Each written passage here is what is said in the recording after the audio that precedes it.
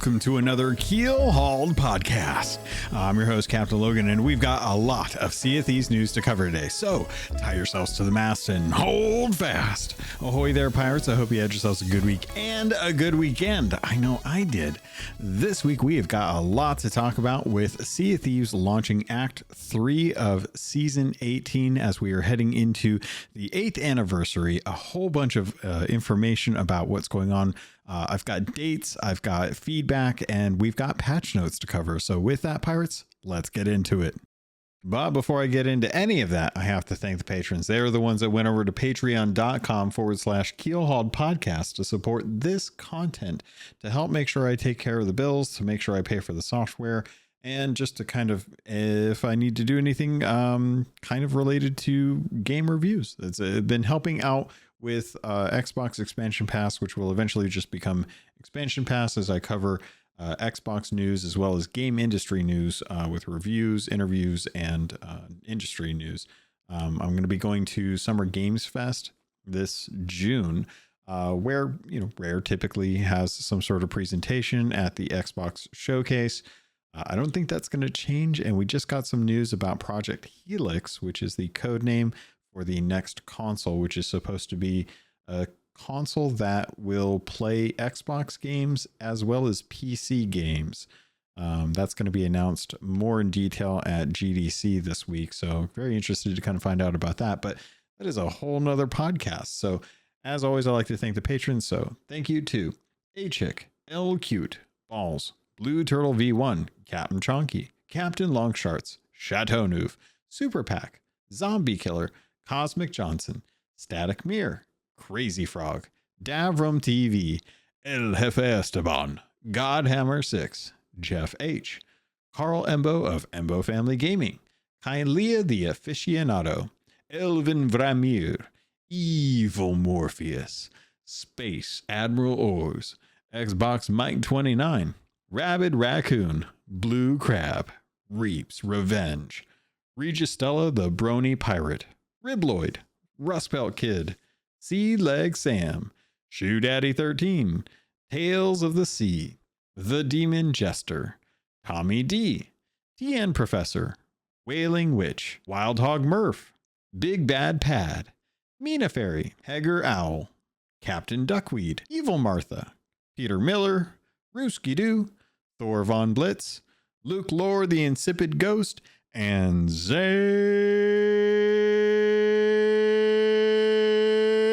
Wow. Thank you all so much for your love, for your support, for your patronage. It really does help out, really does help take care of the bills. Really don't know how to tell you guys more than I always try to do that. I love and appreciate you all so much. And I really do love seeing the guild number go up even higher.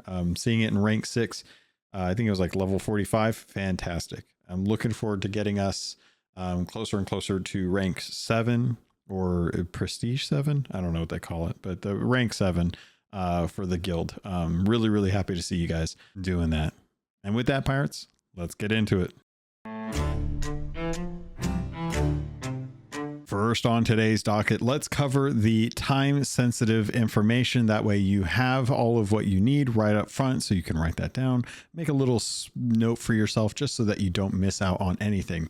If you guys don't already know, Act 3 is now live for Season 18. This brings in the Ashen Garrisons, which are now, believe it or not, going to be called Garys. So I hope you guys have had a chance to jump in and check out Garys. They're fun in a sense, but also very painful in other senses. And we'll be getting into that definitely. But with that comes new rewards. And with that, we're going to be getting into that with the patch notes. But one of the things that you can get outside of the game is going to be Twitch drops.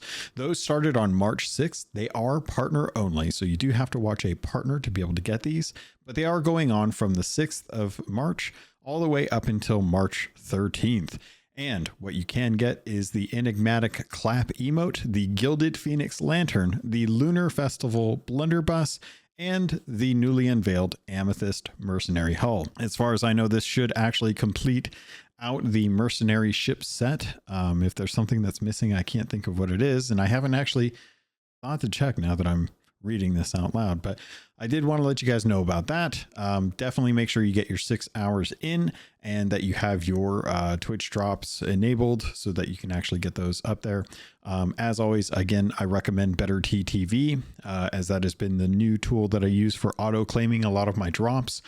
You can go into the settings through Twitch, not through the extension on Google, to get that auto claim for channel points as well as drops. So just make sure you're giving yourself the benefit of the doubt and double check that so that you can actually make sure you get those.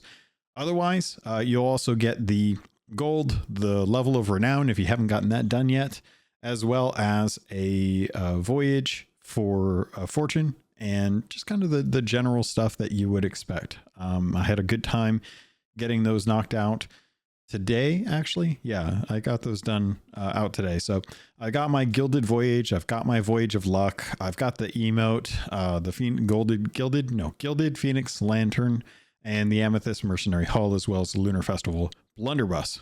So with that, pirates, and 75,000 gold.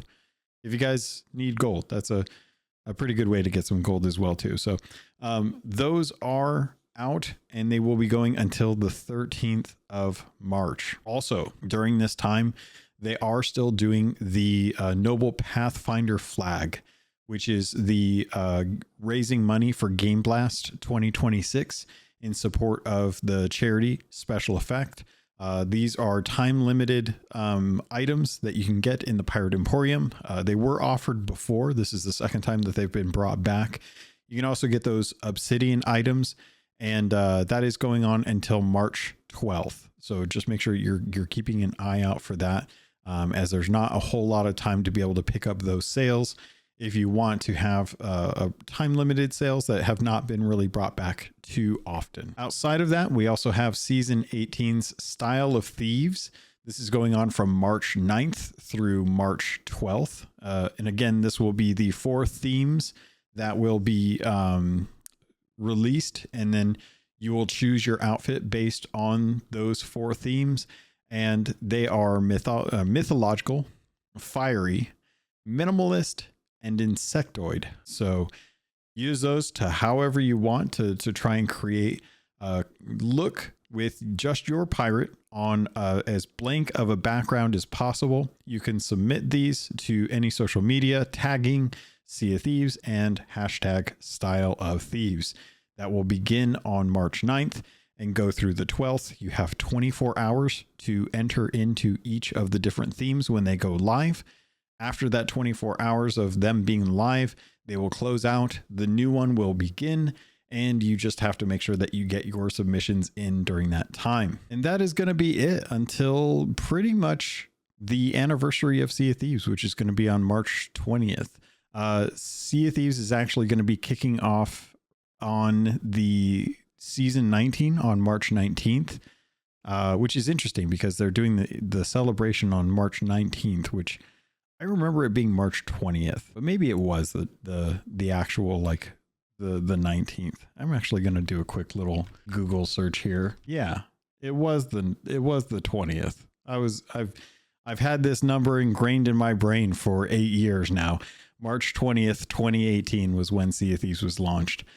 So they're releasing Sea of Thieves Season 19 on the 19th, and they're doing the 8th anniversary celebrations starting on the 19th, which is a day early. So not quite sure about that, but I think it kind of makes sense. Season 19, March 19th, 8th anniversary celebrate. We're going to gloss over that. That's fine. But Sea of Thieves is turning 8 years old. And alongside the launch of Season 19, you'll be able to claim a selection of free Golden Sailor and Lustrous Legend cosmetics via login bonuses, Xbox Game Pass in-game benefits, which if you guys don't know, Xbox Game Pass owners who are subscribed to that service get in-game perks. You go in, you can redeem those to be able to redeem a code to then get cosmetics as well as other benefits. And there's Microsoft rewards and more on top of this being a free weekend to play. So kick off with Season 19. This is when all the hourglass changes are going to go live, as far as like the auto raising of the emissary flag, the shrinking circle, the quick rematch, as well as the supply crates to get stock restocked quickly. And those are all going to kick off on season 19. So a lot of folks are probably going to be jumping in to check that out. Let's see. They also say that the anniversary theme will even feed into the community weekend at the end of the month.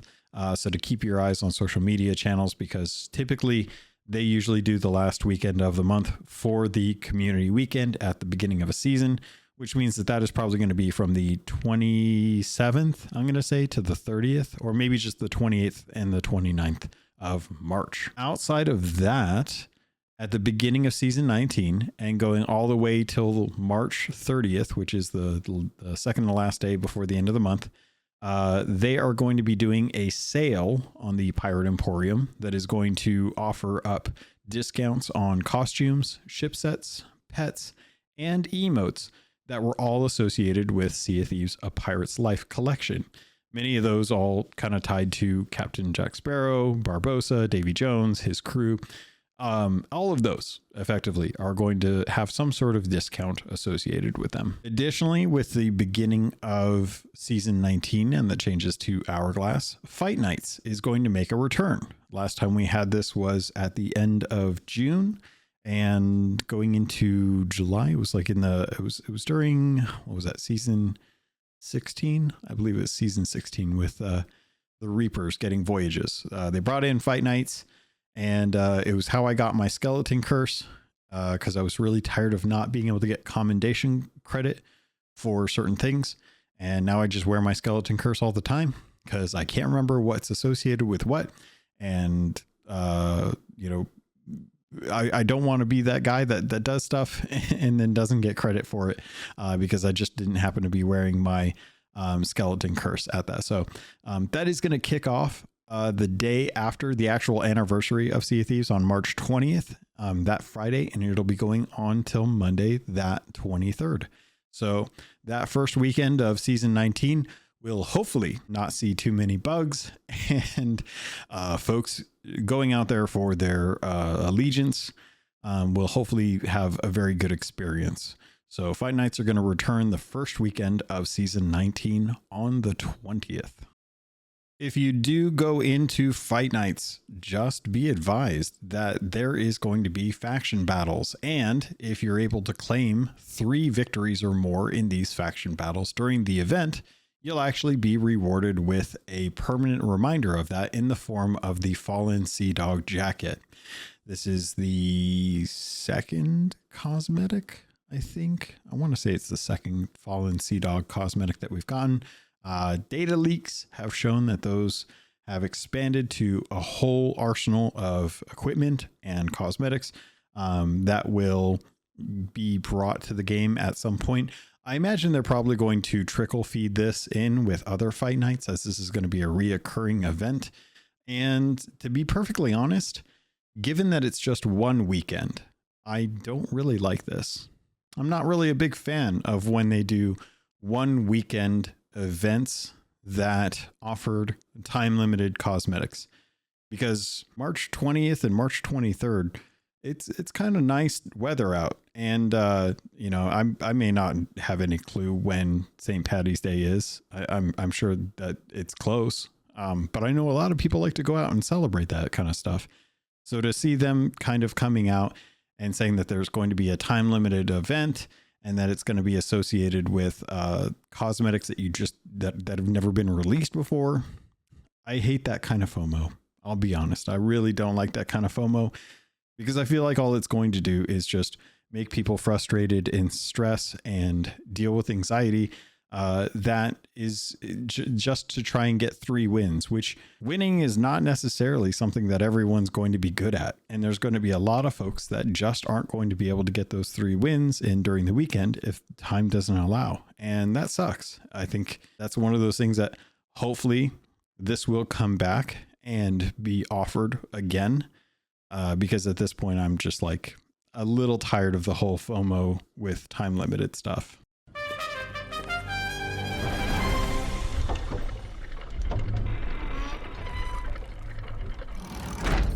I actually just checked because I was kind of curious. St. Patrick's Day is actually March 17th, according to Google searches. So I think I have plans the Saturday. So I'll actually have to think about how that's all going to work out as far as podcast and content goes. Because I think I've got something going on Saturday. I do actually. I very much do. So I will. That's a personal thing I don't even have to get into with here. But one of the things that's not personal is actually going to be more Twitch drops. What? You mean Twitch drops are going on right now and we're going to get more Twitch drops? Yes. Yes, there are going to be more Twitch drops, and these ones are being open to being offered to any Sea of Thieves streamer in addition to partners. So not just the partner ones that are going on right now, but any Sea of Thieves streamer. This is going to be the Speak No Evil emote, the Lionfish Sails and Pistol, the Gilded Phoenix Hurdy-Gurdy, and the illustrious, highly coveted Eastern Winds Ruby Pirate title, because everyone has been bugging me about this Eastern Winds Ruby Pirate title. It would be, if I had a nickel, I would probably be really confused about why I had that nickel. But if I had a nickel for every time somebody asked when we were getting this pirate title, I probably would be in debt. I would definitely be in debt. I'd owe a lot of nickels. I don't think anyone saw this coming. It's quite the surprise. So I'm really,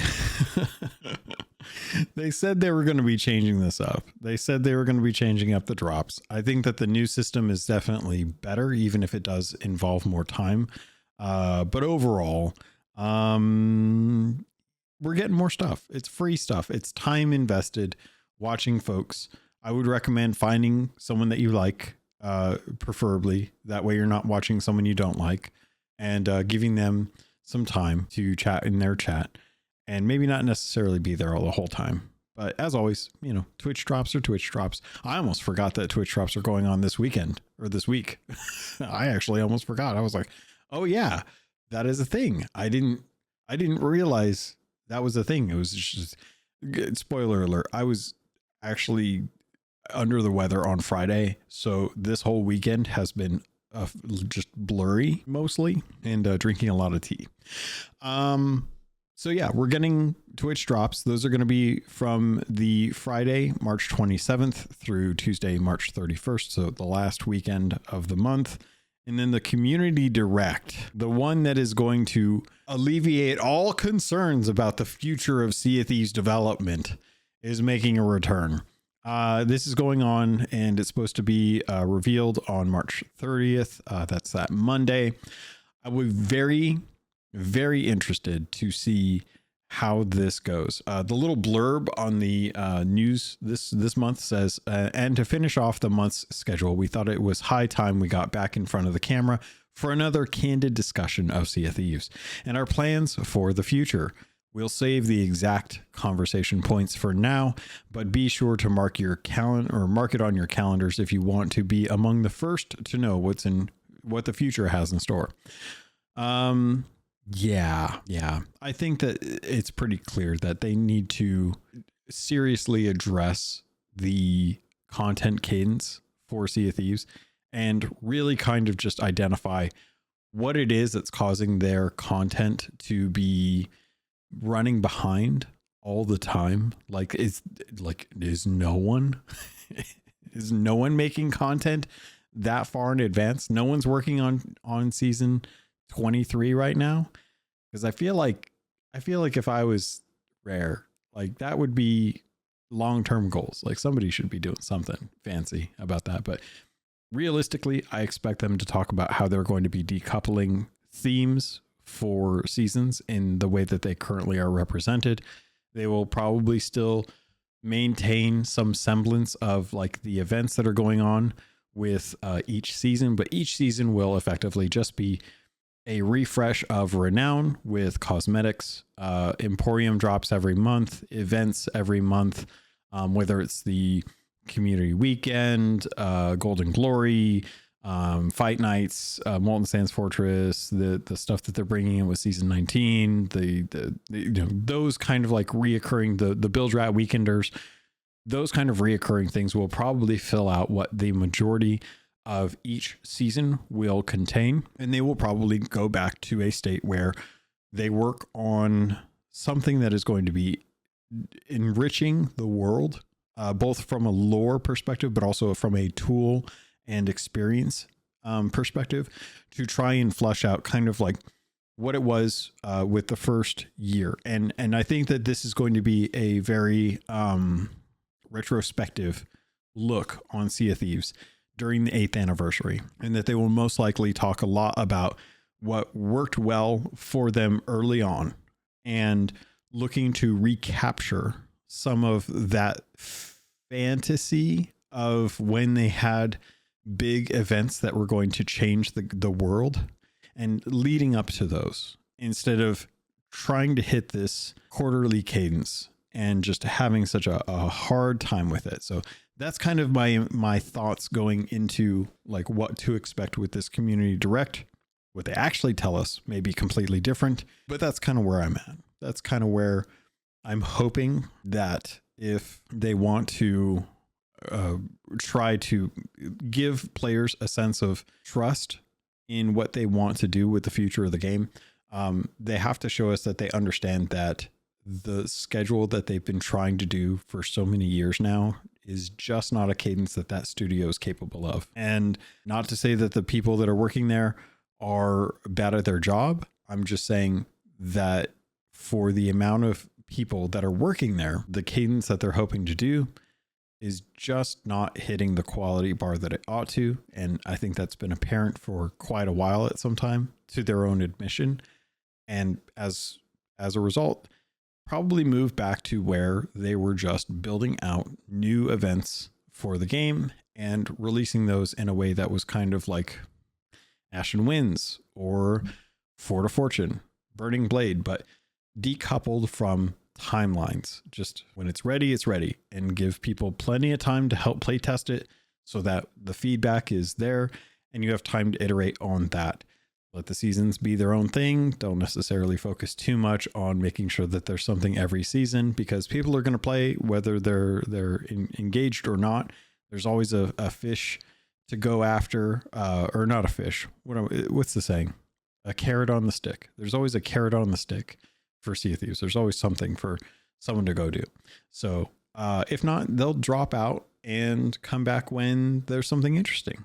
But I mean, I'm willing to give Rare the opportunity to surprise everyone with something that's extremely interesting. And we've already kind of seen some leaks going around. There's been people data mining the game, posting pictures of stuff that's coming in the future that they've been able to uncover as far as cosmetics. That leads a little bit into what we could potentially see in the future.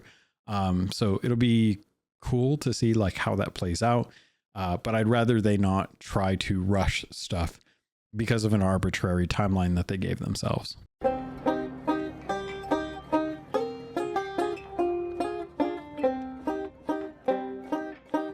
All right, pirates, I think it's time we get into Garry's. Let's talk about some of the things that I've learned when doing Garrisons, or as I'm going to just call them, doing Garry's. Let's just get the Garry's commendations knocked out.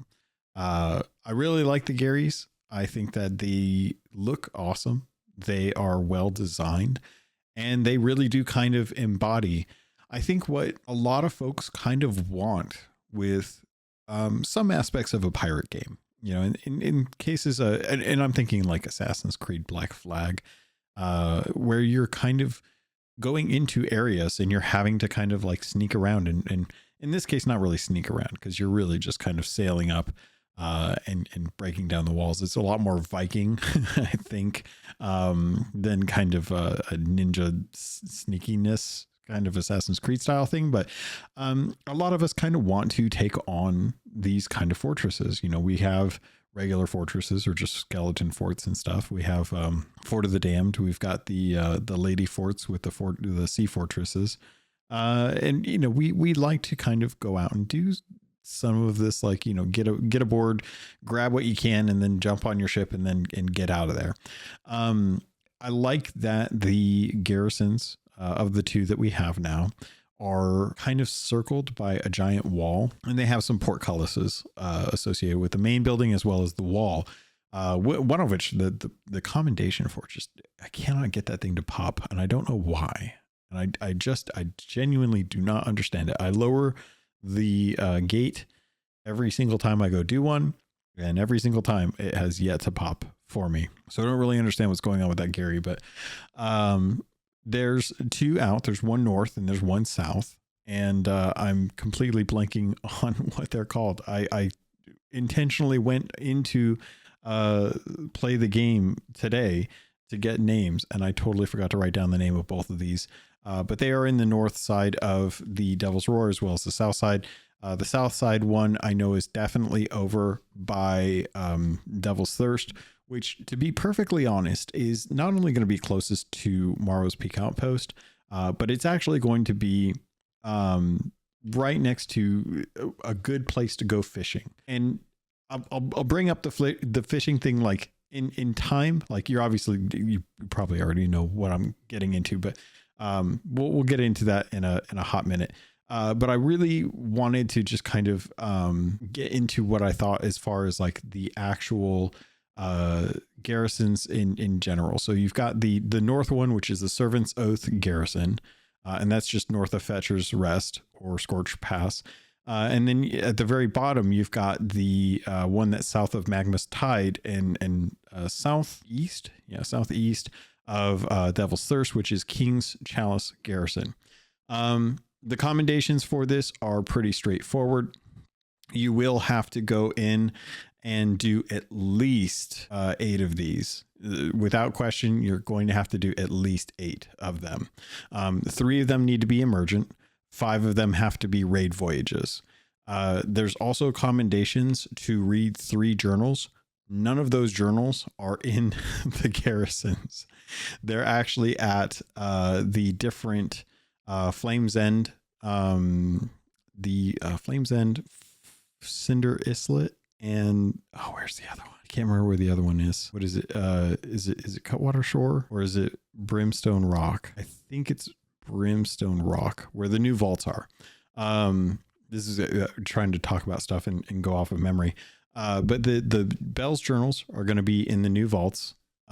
There's 4 compartments in each of the garrisons that have unlocks for Ashen Keys, and you have to unlock 10 of them for the commendation. And best I can tell, each one will only have 1 to 2 Ashen Keys. I've been lucky and found one that actually had 3, but I have yet to go to one, whether it's an emergent one, whether it's a raid voyage, whether it's safer seas, whether it's high seas. I have yet to do one where I've been able to go there and find 4 Ashen Keys to accommodate all 4 vault little compartments. This is something that I've talked about on the Insiders Forum and addressed that Ashen Keys are not a good way to go about this. They would be much better off just having their own keys, much like the storeroom, much like the vault. It would be much better for them to just go with a different thing outside of the Ashen Keys, because there is no good way to get Ashen Keys right now. And you can't dive with Ashen Keys aboard to go to a raid voyage. So if you're going to be doing this, you effectively have to do it for the emergent ones or find keys when you do raid voyages, which good luck there. But I mean, just kind of getting into the actual design of these, I think as far as I'm concerned, there's multiple levels. There's 1 level for the basement, the main floor. There's 2 upper floors and then a roof. And I really like the way that they've designed them. They're very unique. They have a lot of character. There's a lot of little hidey holes. And the way that they've designed the outer wall is actually something that I think is really, really cool. And this was something that I didn't really take into consideration when I was first kind of looking at these forts. Like I went in blind when I first did them and did not really understand like what I had to do or where I had to go, but I kind of worked it out over time. One of the things that I actually really like about this, and this is something that I don't think many people are really paying close attention to, because you're usually getting attacked by skeletons or you got your head on a swivel looking for other ships. Multitude of reasons why you would not have noticed this. But on the outer wall, and this is kind of getting into like the how to do these, which I'm sure most of you folks have probably already done one of them. But I kind of like to break it down. So with these Garys, you've got 3 latches that you need to pull, or 3 levers that you need to pull. And each of those are hidden within one of the structures that is on the outer wall. Each one has a corresponding capstan next to it that you have to push to unlock the entrance to one of those little sections, one of those little encaged areas. And I like that because if you guys go out and look, there's the guardhouse, which there's not really a good indicator on what each portion of the outer wall is called. But each capstan has the name of each one. So like one of them's a lighthouse. One of them is a sentry post. Another one is like a bonesmith forge.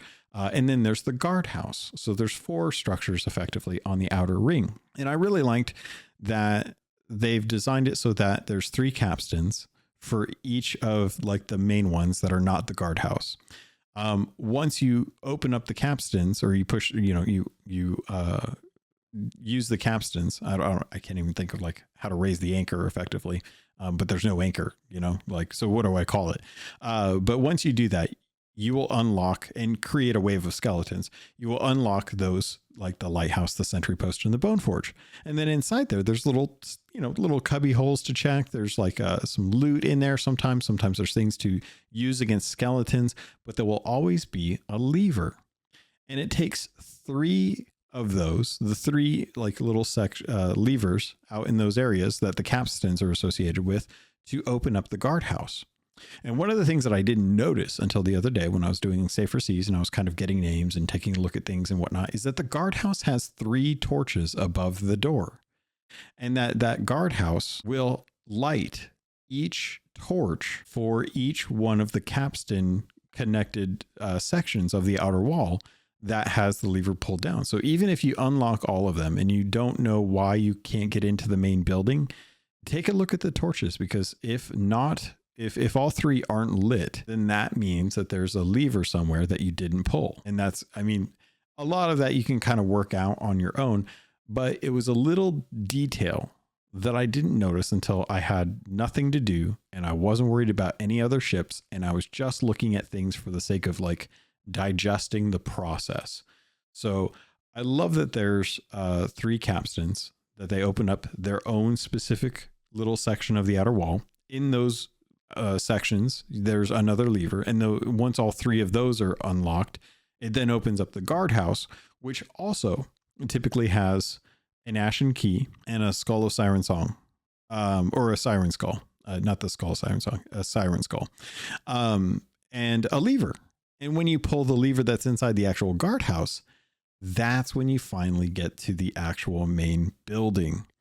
And I really liked that it was a bit of a puzzle. Now, I had worked this out, just kind of like talking it through and thinking through like what was going on and kind of retracing my steps and stuff like that, because a lot of this was never actually really explained. You just kind of have to figure it out.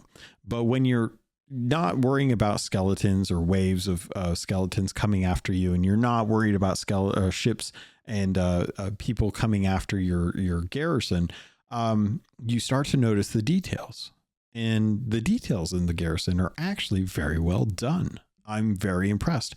And I like how there's a lot of traversal built into these Garys. There's harpoons that are situated on the inner wall of the inner side of the outer wall, so that you can harpoon to and from the main building, get across the moat, as it were. They've also got a lot of cannons that are mounted on the outer side of the outer wall, so that you can actually defend. Now, granted, skeletons are going to use them to try and sink you as you're sailing up.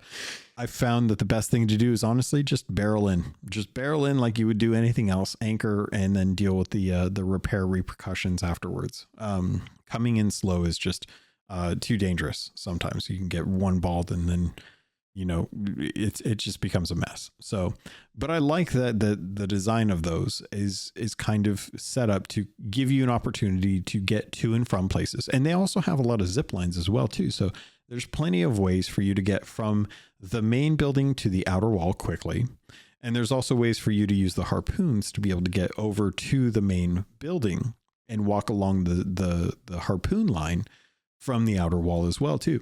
And that doesn't even take into account the fact that there are 3 main bridges. But aside from that, one of the things that I think was really nice was that not only is this have like big circle switches, pressure plates that are around the outer wall that are being used for traps, like flame traps, and that the skeletons that spawn on these are not immune to fire. So you can actually use those to your advantage as well too. I really like that. But the pressure plates are prominent, but they're not bespoken to like say like, hey, this is a trap, beware, kind of like the trap makers markings or anything like that. It's just something you have to kind of pay attention to, and you kind of learn as you're getting in there. That kind of takes me away from the outer wall, which was fun and interesting because I sailed around the first time I did it and I was like, how are you supposed to get up into this? And I was like, the tools are already in my wheelhouse. Like I've already got a cannon. I've already got harpoons. I've already got grapple guns. This should not be that hard for me to be able to like scale. Right. But getting into the actual guardhouse, that was when I was truly impressed with a lot of the detail and a lot of the design that actually came as a result of this. So as I was kind of wandering around in the different areas and stuff and taking a look at the different things, I started to really kind of pay attention to how much they are working towards building these up to be proper military placements, to the point where they have like signs in skeleton runes on the wall that say like pirates sleep here. There's another one too that I can't remember what it says, but it's like below something to reapers, and it's on the, let me take a look here. What was the north one called? Dear Rare Thief, thank you so much. The Servant's Oath Garrison, which has an actual journal inside of that. I'll get into reading that a little bit later. But the Servant's Oath Garrison actually has a sign that's down on the bottom floor that has like that minecart railway leading down into the ground. There's actually a skeleton runes that are etched in the wall there that say like below something to reapers or down to something like reapers. And there's words in there that there's like symbols that we don't quite know the definition to, but we have enough to kind of piece it together.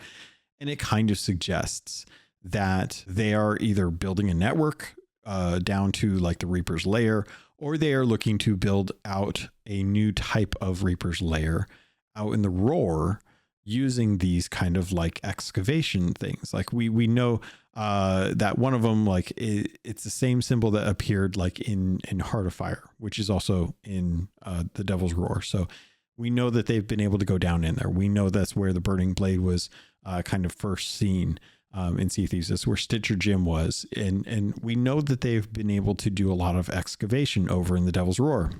So looking at some of the like symbols on the walls, the skeleton runes, it kind of tells a little bit of a story that these might be the areas that we may be able to go down into the lair to get access to it. Maybe not necessarily to go like turn loot in, which again, I'm still kind of hoping that there is something like that. But at least a way to kind of in the same way that I'll say Athena's Fortune can go to any Pirate Legend tavern. You play the Pirate Legend song, and then you descend into the staircase to traverse through the waterfall into the Sea of the Damned, where Ramsey and the Athena's Fortune is, as well as all of the Pirate Legend Athena's Fortune stuff, right? Something like that for Reapers could potentially be at these garrisons, just based on like kind of the suggestive stuff that they're doing with these mine carts and these tunnels that they're digging. So I have to say, I really think that the Garys are well done. I've been very impressed with the detail, the decision making, and design around them. All that said, there are definitely some issues that are going on with these. And a lot of it doesn't really pertain to the flow of the actual garrisons. It actually just deals with QA. Well, okay, I'll say one aside. It deals with Ashen Keys. Ashen Keys are still the one thing that I would say is the critique that I had early on, like a month ago, that they were very hard on. And for whatever reason, they decided that that's the way they wanted to go about it. But without Ashen Keys being easily accessible. And when I mean easily accessible, I mean having to hear that poor Boxy Fresh had to spend 6 hours fishing to try and get Ashen Keys to be able to get these commendations done is painful, because it's not, a lot of folks probably, they want to do fishing when it's something that they're relaxing for, right? They don't want to sit around and do fishing so that they can engage with content that's exciting, that's fresh. No one wants to have to spend 2 to 3 hours fishing up keys to work on commendations when that is not like a good use of time. And that's one of the biggest issues that I have is, and this is something that I spoke out about on Insiders, is that when I did a dive, how was the dive supposed to give me the opportunity to do these compartments when you can't dive with loot? And the response was that they planned on having Ashen Keys present at the fort, to which I'll say, it's just yeah, they could be there. Sometimes they are, sometimes they aren't. But overall, I would say that is my main criticism for them. I really like that when you get to the actual main structure, you've got the kind of gallery or the area where they eat. If they do eat, I don't think they eat, but they do eat. Actually, they do eat because they eat the bananas. They're always shoving bananas. So I don't know why there aren't just a bunch of bananas on the tables, except to say that Reapers aren't necessarily all skeletons. They are pirates. So there may be some pirates that are working there for Flameheart. But yeah, that was something that I thought I thought was interesting. It's like the garrisons are built for people, but the only thing there are skeletons. So why do you need a kitchen? Why do you need beds? And the beds, the funny thing about the beds too, that this is what really cracks me up. The beds aren't beds. It's not like the sea forts where they're a memory of the Spanish Armada that inhabited the sea forts when they were real things and then were in the Sea of the Damned. No, which are also manned by the Spanish conquistadors at the actual sea forts, which makes sense. You've got human ghosts at a scale at a Sea of the Damned referenced or created fortress, little emplacement for them to defend.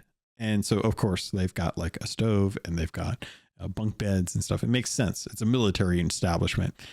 The Reaper, the Garys were built recently, and the only thing there are undead creatures that, I mean, yes, they eat food, but I don't know how that works. And I've long since given up trying to understand why skeletons can eat bananas and recover health when they have no digestive system to be able to, like, would it not just work to take the banana and shove it in the eye socket? Because that's about all that it's doing. Like, there's no ingestion, there's no digestion process for a skeleton eating a banana.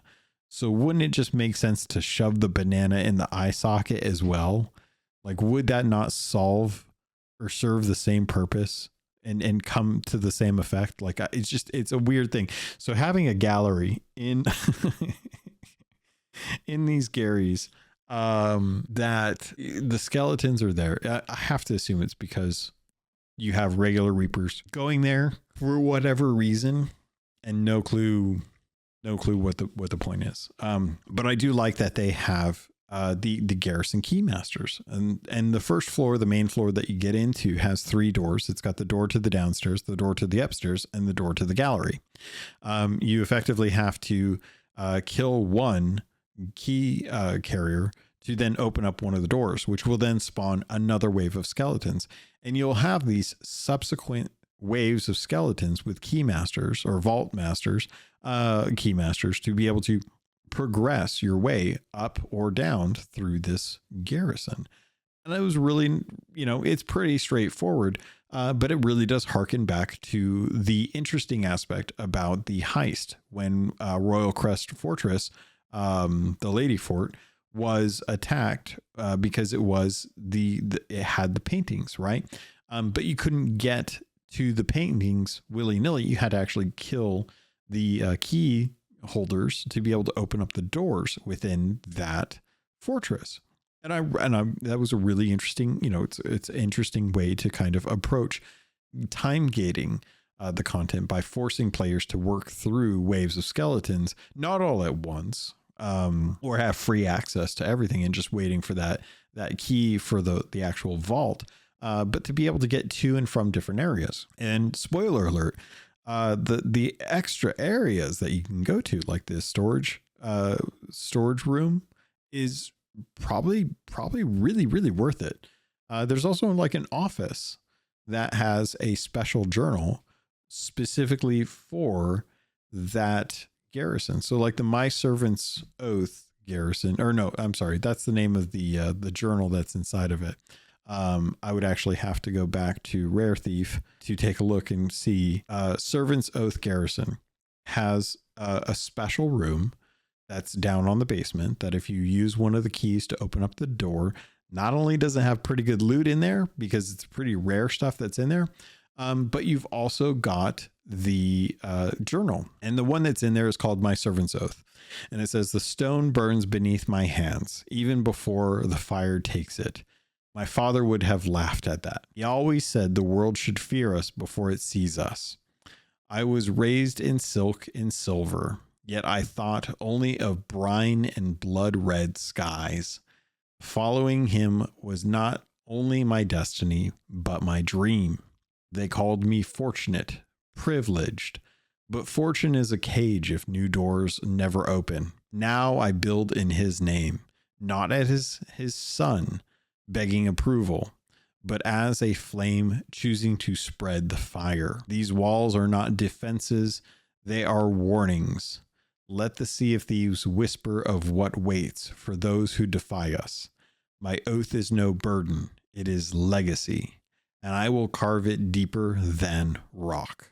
So this is obviously coming from Flameheart Jr., who I will forever have the image of the little boy with the goofy haircut from the comics running around in very, very fancy clothes in my mind every time I think of Junior. But this is one of his journals, much like he did when the Sea of Thieves, the Adventures of the Sea of Thieves book came out. And it was effectively his journaling alongside Belle and Nura, who still MIA.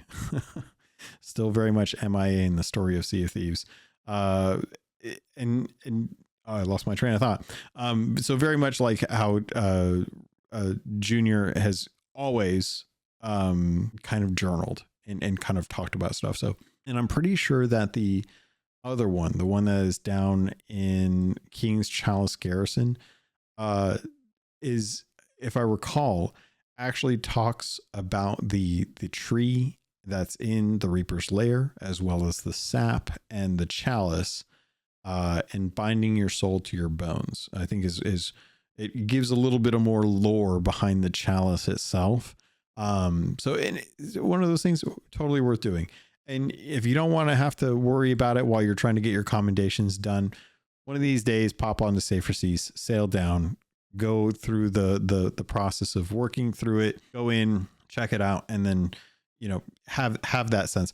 Or, next episode, maybe I'll go down and transcribe the other one. I'm out of time tonight to be able to do that, but Maybe the next episode I'll go over and transcribe that and read it out, and we can talk about the lore for that. But overall, with the fortress, it acts very much like a standard sea fort, but with the keys and locked doors, and compartmentalizing the different loot, which is interesting because unlike sea forts where they have the trap doors that you can kind of open up to then drop loot down to different levels, all of those are completely locked in these ones, which means you really do have to ferry loot from one place to another. And this is where I'll say that one of the things that has been the most useful to me in doing these has been a grapple gun.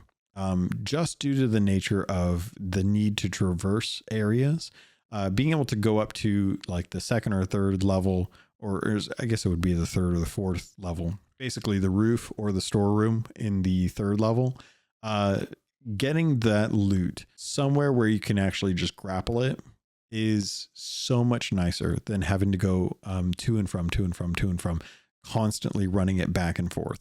So I would very, very much recommend whoever is working on the loot aspect of the fortress, the Gary, put in the mindset that using a grapple is going to be a great way for you to be able to get to and from places.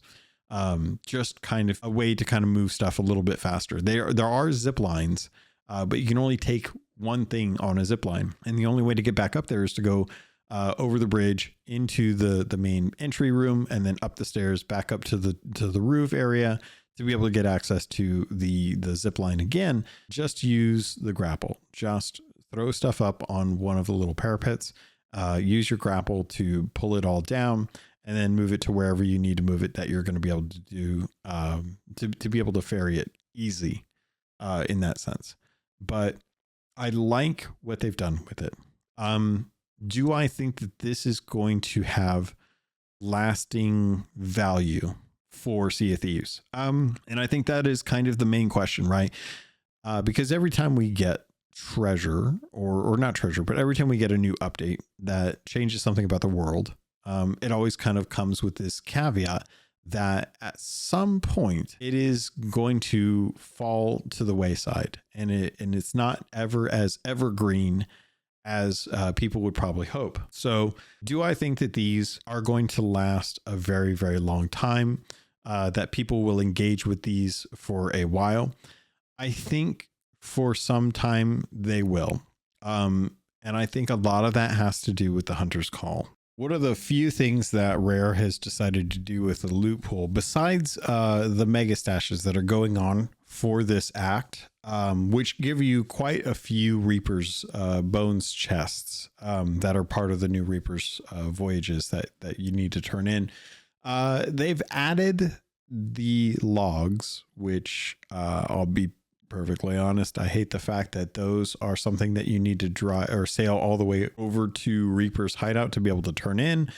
But I understand that they want to have, some sort of in between for players to just not have easy wins. They want player engagement on actual servers. So I understand that aspect of it. Whether I like it or not doesn't matter. It's how they've decided to go about this. But the Reaper Bone chests, which is actually surprisingly enough, I've actually liked the fact that I keep calling them Reaper Bones chests. They're the chest of bones.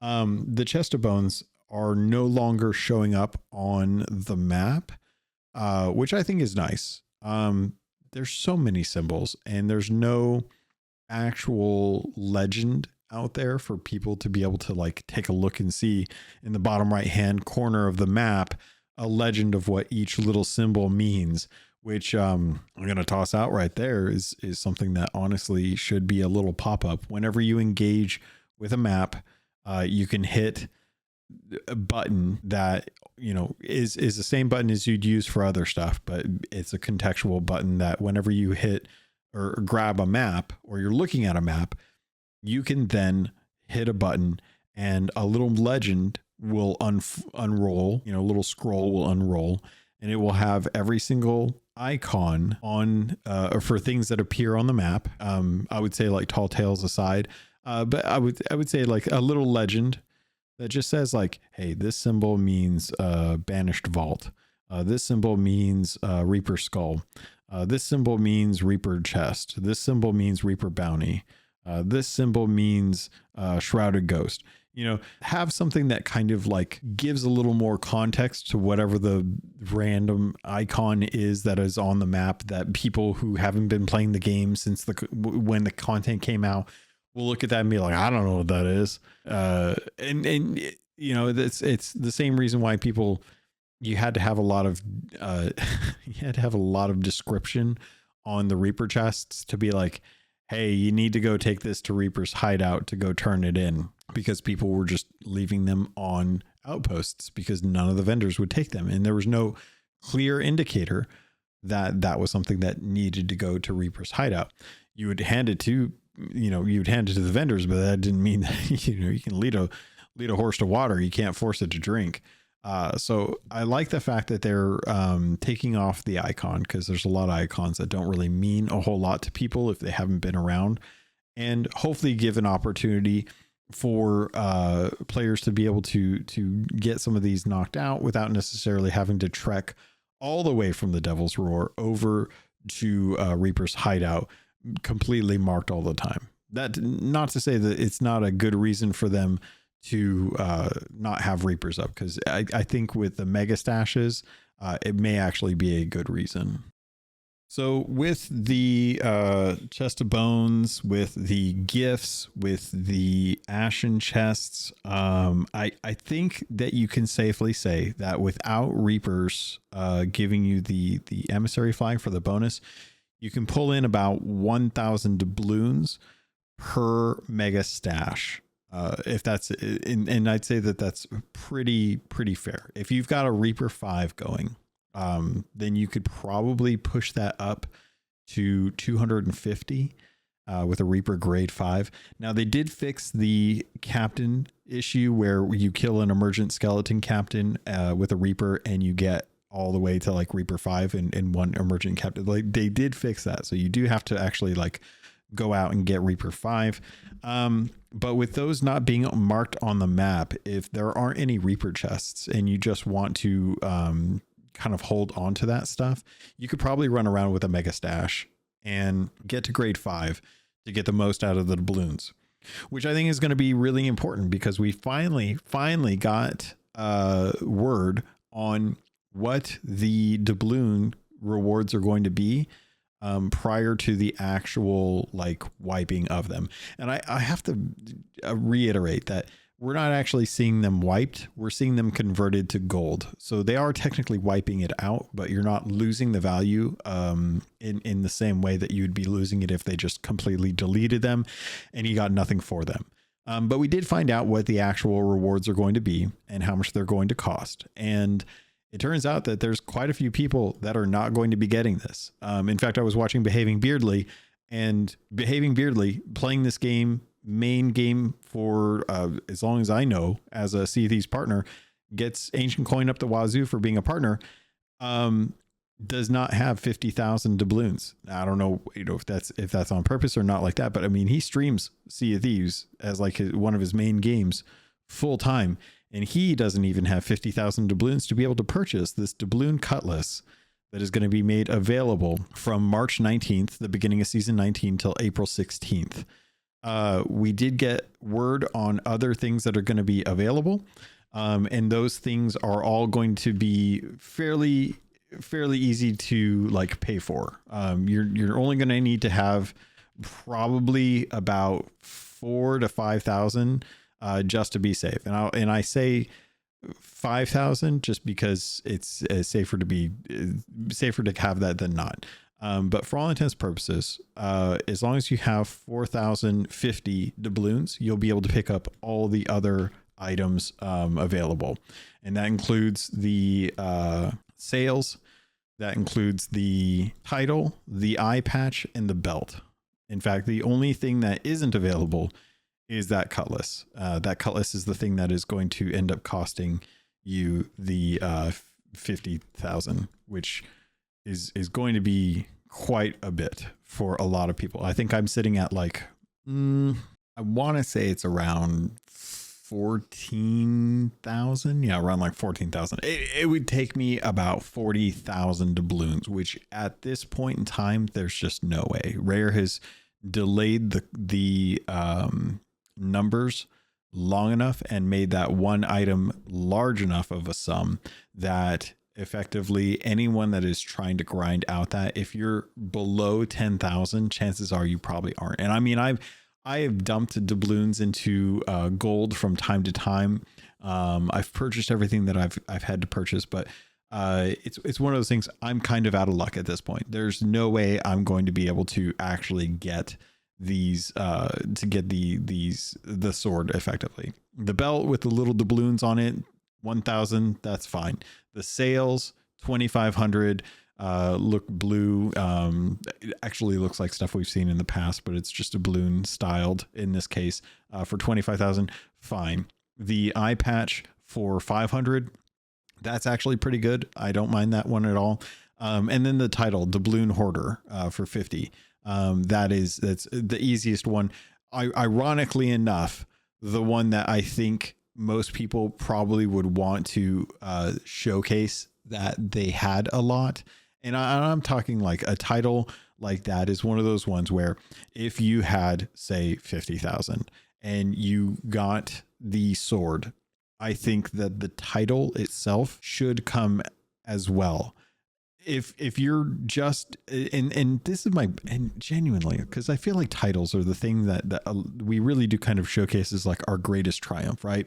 Hats, gloves, those, the funny blue hat and the blue gloves are one thing. Sales are next in line. And I think that like titles kind of fall in line with that as well too, because everyone has to see your title if they see you, right? I typically run my Boatswain one because that's the most rarest title that I have. So that's one of those things where it's like, even though I have Hunter of the Shrouded Ghost, like I don't put that on because that's not necessarily the one that's the most rare or the one that means the most to me even. So I feel like if someone was spending 50,000 doubloons to get the sword should enable you to purchase the title for free or for gold. In that sense, because I feel like you're not really a doubloon hoarder at 50 doubloons. 50 doubloons is 2 Reaper's chests. Like that is not hoarding doubloons. So in my mind, I feel like they've gone about this in a very strange way. 2,500 for the sales, I think is fine. 1,000 for the belt is fine. 500 for the eye patch is fine. 50,000 for the sword is high, but it's clear that they intended this to be people who only already have that much. And unless you were genuinely trying to just get all of the doubloons that you can, any chance that you could, or you were exploiting the Reaper chest skeleton thing that people were doing where they were like having small islands that would respawn skeleton captains quickly to be able to get Reaper chests, to be able to turn those in. Those people will have enough to be able to buy these doubloons. So even that kind of a prestigious cosmetic is still going to have a layer of tainted story behind it. So it'll be interesting to kind of see how that goes. And then after the what is it? I can't even remember what I just said. I just had the actual time frame up from March 19th. Yeah, from March 19th after the April 26th. All of those cosmetics are going to be unavailable. Whatever the highest value is that you have. So say you have like 5,000 doubloons, you will get the sales. And okay, so I'll make this a little bit easier. Say you have 3,000 doubloons. If you miss the period to go in and purchase what you want on your own, you will automatically be rewarded the highest value that you can afford, and then going down from that list. So you would get the sales, and then you would get the eye patch, and then probably the title, and miss out on the belt because you wouldn't have enough to be able to do that. That's my understanding of it. And then after that period, then everything's going to be wiped over into gold. The current doubloon costing cosmetics will be transferred into gold, and then we will have the Bilge Rat Weekenders to be as a way to try and get more doubloons as they introduce one new item a month to be able to purchase it. From my understanding, that one item is going to be something that is actually going to cost a decent chunk of doubloons, so that people are forced to try and rebuild their cosmetic or their currency. Yeah, to be able to get that. And if you're wondering where to go to be able to purchase these when they do go live at the start of season 19, that's going to be over at Lorena. So just go look for the mango eating person at the outpost. Taking a look, let's see what else we have to talk about. We're already going pretty long. One thing that I do want to make sure you guys are aware of, based on the patch notes, the Chest of Fortune for Act 3 will be moving back to the Fort of Fortune vault. So if you're trying to get those Chest of Fortune, those are now in the FOFs. The other thing that you might want to keep an eye out, actually, there's a few things that I'm actually pretty happy about, as long as they are working as intended. Increasing player sighting on the seas. Crews diving to an experience from the quest table will now find they can emerge within sight of other ships on their new server. This allows servers more space to bring in crews and maintain the target of 6 ships on a server. Servers that experience a low population from prolonged periods of time will now be more reactive in moving crews onto busier servers. Servers that recognize their low population can now migrate crews who are traveling across the seas at fast speeds and no longer have to wait for ships to become stationary, ensuring they can safely migrate all crews when required. This has been a change from the norm.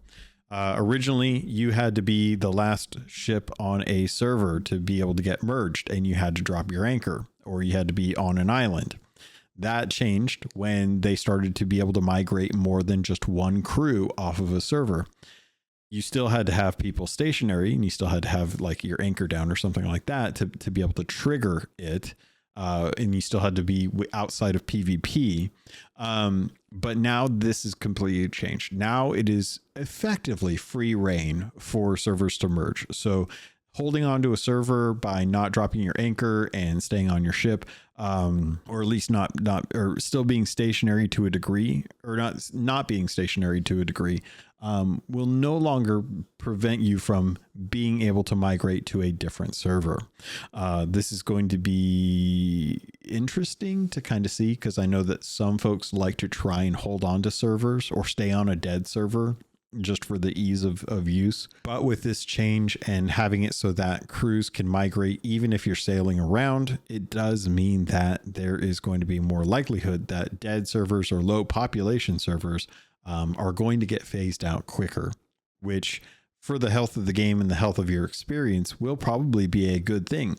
It'll be interesting to kind of see how this plays, because I think that there are quite a few ways that people have found to kind of try and get around the whole migrating of a server with the Skull of Siren Song voyage, where you won't get migrated off if you're opted in and actively working on that voyage. You also shouldn't be getting merged out if you're getting close to another ship in a PvP like encounter with like Hourglass, or for like world events. If you're at a world event, as I understand it, you shouldn't be merged out of that server. People can merge in, but you can't get merged off of an active world event, as I still understand it. A lot of the times, sometimes they mess with this, they tweak with these things and then don't notate them in any kind of patch notes. So a lot of the rules that we understood don't always necessarily hold true today because of things that have changed in the past that just weren't undocumented. One thing I did like that got documented was the message in a bottle balancing. It's interesting to take a look at the notes here and say, crews discovering a washed up message in a bottle should now more commonly locate green bottles containing quest maps for various trade companies. Coral and smugglers variants are now much rarer to find, which the coral ones are for the Listerine bottles that you can get down in the shrines. and the smugglers ones are the ones that nobody likes and wish were gone, because everyone's done with smugglers and genuinely don't want to engage with that stuff anymore. The green messages in a bottle, I'm going to be real honest. It's nice that they are rebalancing this, but I already have concerns that over the time they will forget that they made this change, and there isn't like a time limit to it, which means that it will become harder and harder for people who are trying to do coral and smuggler variants of the message in a bottle as they're going about their world. I don't understand why there isn't just an equal chance to this. Like, I'm not sure why they had to swing it in the complete opposite direction, where everyone that I was running into was a smuggler one. Occasionally I'd see like the coral message in a bottle, and I never saw the green message in a bottles. I don't know why they're going like full ham on the other direction. It feels like too much of an overcorrection on this. I feel like you should have just evened it out so that it was an equal opportunity for the three. Maybe I'm crazy on this.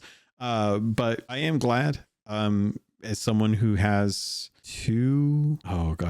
I want to say 2 or 3 fruit crates left to deliver. It has been exceedingly difficult. I've resorted mostly to going onto islands looking for journals to be able to get voyages for trade companies that included crate deliveries. I'm glad that they addressed it. This is definitely something that has been like lingering for a very long time, very much in the same way that I think a lot of us were like, there's no point in worrying about gifts because nobody even bothers to like turn them in when you find them. In the rare occasion that you do actually get one, it's not even worth taking the one over to Reapers to be able to turn in for the measly doubloons for a dead currency kind of thing. So they fixed that. They fixed that. Gifts are plentiful now.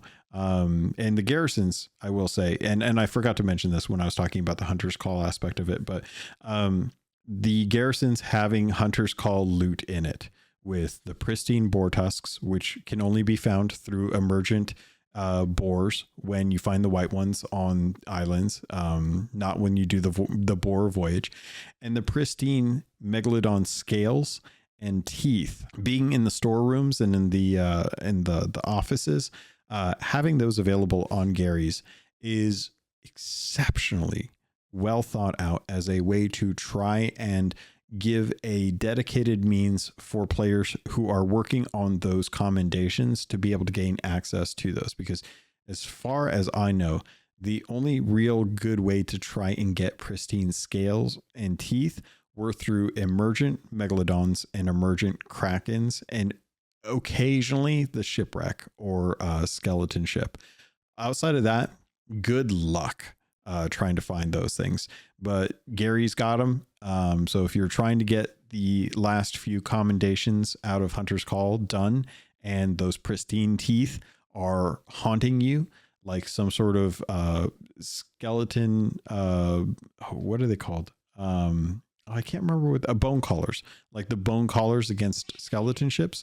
Then there's a good chance that you should be working on those new garrisons, because that's the thing that is probably going to be the easiest way for you to try and get those pristine scales. And I will say that in my testing, I did find that the Safer Seas version of the garrisons also have the Hunter's Call loot as well too. There is no Reaper loot, which is not going to help you with any of the chest of bones or the gifts. Those are not present in Safer Seas for obvious reasons, that they don't have any PvP to be able to contest against. And instead, it's mostly just other trade companies loot and siren gems from the ocean crawlers. Which, speaking of ocean crawlers, those apparently have been patched to now be able to spawn on large islands again, which to me was actually something that I didn't think about. And I'm kind of glad is back, because it's a little bit of a variety in a time where everything that I had kind of seen around, like the Sea of Thieves, was mostly just skeletons and ghosts. You know, every once in a while you'd pass by like a small island and you'd see some ocean crawlers and you're like, oh yeah, that was a thing. But seeing them out on large islands is nice. It's a good refresher to see those guys. One thing I haven't seen very much of are actual eternal guards. Surprisingly enough, I still have 3 of the keys that I need to turn into smugglers, and I still have not been able to find any of those tombs to be able to like go and get those keys. Now, I'm sure I could probably do something else. I'm relatively certain that there's a raid voyage that you can do to actually go get those. But I haven't really seen any of those in emergent encounters. There's actually quite a bit more that I could go into with this, but given the amount of time that I've spent on the podcast already and content for next week, we're going to dive into what's been brought to the Emporium and the Outpost as far as cosmetics, and then some of the updates as far as like performance and things that you can look forward to with fixes. If there's less news going on for next week, then we'll go ahead and get that set up for that one. Just know that it's very nice to see that there's some new stuff in the shop that isn't just immediate buys. And all I'll say is that if you go into the shop and take a look, you'll find some good boy equipment in the outposts, and that is going to be directly connected to K9, the island, the unmarked isle on K9, where the sea dog, who's a sea dog, it's the sea dog over on K9, is there. I won't go into how to unlock that. There are videos out there if you guys are interested to kind of find out like how to gain favor to be able to unlock that stuff. But I'm not going to spoil that for the first week, just so that if folks want to play around with it and go figure it out on their own, they're more than welcome to. But I would recommend, again, Rare Thief, if you want to go and take a look and see how to go and accomplish unlocking that equipment. And it's instruments and weapons as well too, I should say. It's the whole gambit of the good boy set, which is nice. I think that's a more interesting way to bring cosmetics in than what they did with the shipwright stuff, which is just the teal resolute hull, sails, and flag being brought in. It's not compelling. It's not compelling content. The good boy stuff, that's compelling. There's a little bit of effort required to work out how to do it, and you have to kind of figure things out. But eventually people will like emergently run into the good boy and on K9 and figure out what it is that they need to do to earn favor with him, to be able to unlock all those items. So I think that is going to do it, Pirates. We'll leave everything else for next episode. But thank you so much for hanging out with me. Thank you so much for listening. If you guys ever have any questions, comments, concerns, there's plenty of ways to get a hold of me. Just head over to Twitter or Blue Sky, search for CaptainLogun, Logun.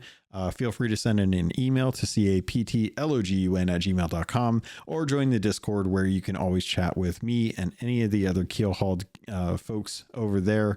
The links are all in the show notes. As always, definitely, if you guys are looking to learn more about the game, or just with like Hourglass in general, especially leading up to season 19, we have the Sherpas that are available, as well as the Keelhauled Champions training, where they are trying to help folks kind of learn how to do Hourglass and get better at that, and just get some levels. Especially with the upcoming changes, a lot of folks are going to be jumping into Hourglass. And don't forget about that Fallen Sea Dog Champion jacket that's going to be available that first weekend of season 19. Until then, make sure that you're working on your deeds for season 18, and make sure you're logging into Insiders to go to a skeleton camp so that you can get that last orb to get that 20,000 and get your credit for the next what's it called? The next reward for Insiders. Until then, Pirates, thank you. I love you, and I look forward to sailing with you on the Sea of Thieves.